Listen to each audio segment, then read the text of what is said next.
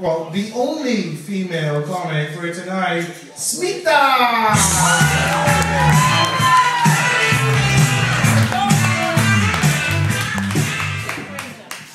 Hello, it's true, I'm female. For those of you who don't know what to do with the chick on stage, just think of me as Kumar with the right equipment. Happy New Year, Merry Christmas, everybody. Did you all have good holidays? Yeah.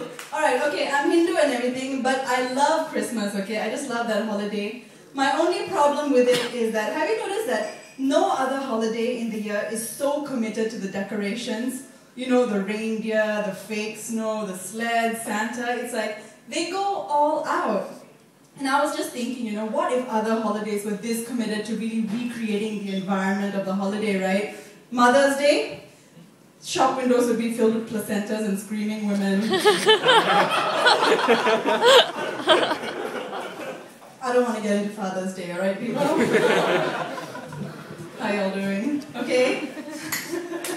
Alright, so let me think. One of the things I was, sorry, just skipping through things here, but anybody here took the MRT here tonight? Yeah? Okay, have you guys seen, okay, I like the MRT, it's like, they've got like social responsibility going on, like, you know, messages like, the one that always strikes me is, you know, give up your seat to people who need it more than you. And I mean, I guess they're particularly talking about the elderly. And I think that's a good idea. Except when they're like, except when these old people that you're trying to deal with are trying to look young, you know? I was sitting down the other day and there's this old lady standing up in front of me. She's clearly brushing 90. She's got the mini skirt, the dyed hair, the makeup. And I was thinking, you know, if I give my seat up to her, I'm basically saying, woman, all your effort to look good, fail. I can tell you're old. So, I thought about it, and being the nice person that I am, despite her severe arthritis, I kept my seat. And she didn't say thank you, but I know she said it in her heart.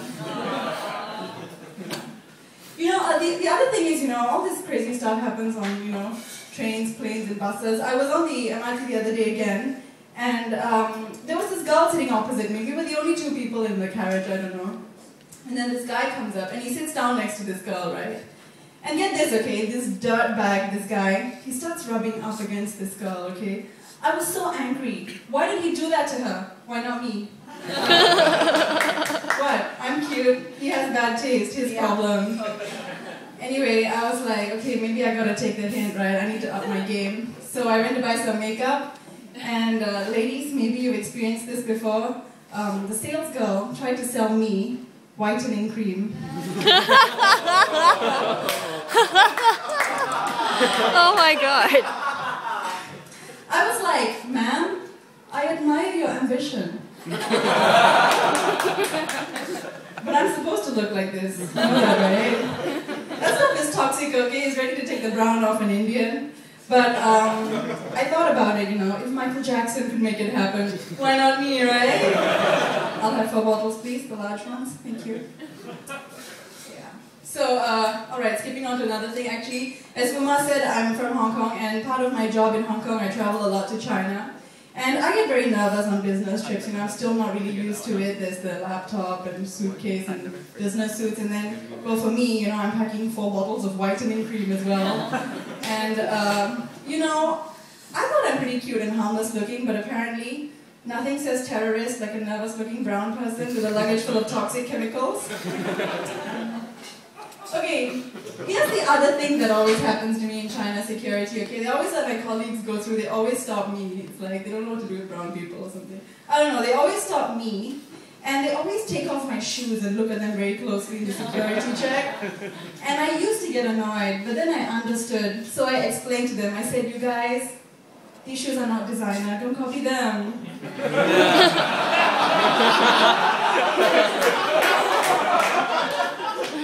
That's me, watching out for everyone. Yeah. Speaking of China, yeah, what else? Okay, anyway, I think a couple of other people spoke about all these Indian stereotypes. I've got another fresh one for you guys. I'm also a vegetarian, yes, holy cow. You know, at work, you know, my boss, this is true story, that's the worst part about this, okay? He gave me some feedback, you know, he was like, Smita, you're not assertive enough in your job. maybe it's the diet you keep or something, you know, because you're a vegetarian. And I was like, what? If your diet controls your personality, what are you eating that makes you such an asshole? Actually, you guys, I didn't dare say that to him. I think I really am not assertive enough. Yeah. This is a little bit of a side note, but one of my friends in the Hong Kong Comedy Club, he goes to Shenzhen to perform, and he said that, hey, you know, somebody stole your joke word for word, you know, being a vegetarian, and said it in Mandarin. And I was like, this is a bit of a problem. They're stealing our shoe designs, now they're stealing the jokes as well. So I was thinking, how can I create a joke about, you know, a joke that cannot be stolen by Chinese people? So I've started writing it a bit. Hold on, let me get it out here. Where's my pocket note? I lost my note somewhere in these pockets. Here it is. It goes a bit like this. This is the joke that cannot be stolen by Chinese people. The other day I was sitting around with my 3 sisters.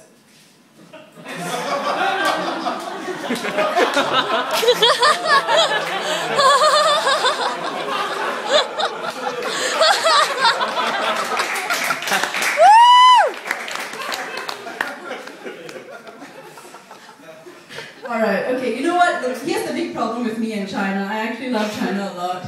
So, you know, that's why I guess being Hong Kong is pretty close. Some even consider it part of China. And, you know, when I first moved to Hong Kong, I had a lot of problems finding a job. I asked my friend for some help.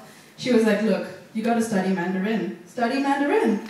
And frankly, I don't get it. I find small oranges quite boring. No, but eventually I was like, alright, let me get on the bandwagon. I started learning Mandarin, and I tried very hard because I'm a mugger. But, you know, I think I tried too hard, and I ended up sounding kind of robotic. So my teacher sat me down, and she was like, Smitha, try to speak Mandarin more naturally. So I asked her, I said, naturally? Which part of an Indian speaking Chinese is natural? No, but eventually I decided to give it a good shot. So I decided to call somebody in China and practice speaking with them. But I guess that while I was talking, I really did sound automated, because while I was speaking, they kept pressing 1. That's my time, guys. Thanks.